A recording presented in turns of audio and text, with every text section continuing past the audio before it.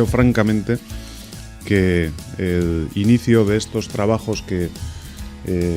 harán realidad esta pasante del topo en Donostia es una excelente noticia para la ciudad de San Sebastián. Va a representar un cambio sobre lo que es la situación actual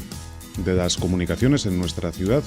de la oferta de transporte público, no ya solamente en nuestra ciudad, sino en Donostialdea y en Guipúzcoa. Y creo que nos va a permitir soñar con una regeneración urbana y una recuperación de la superficie de nuestra ciudad para otros usos que serán posibles gracias a que esta infraestructura va a permitir liberar muchas cosas que en este momento, pues obligatoriamente, están condenadas porque no tenemos alternativas que ofrecer de transporte público tan competitivas como va a ser esta. Hau da, hasiko gera Lugaritzetikan eta iritsiko gera Mirakontxara,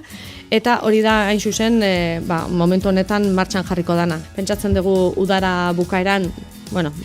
iraila urrian ja obrak hasteko gaitasuna dugun. Guk bereziki intzidentzia jartzen dugu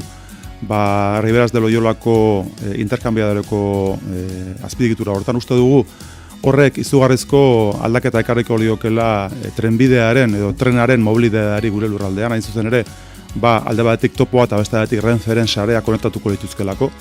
eta guk uste dugu hori lurralde ikuspeditik gu behintzat besteko aukera ikusten duguna zuzen.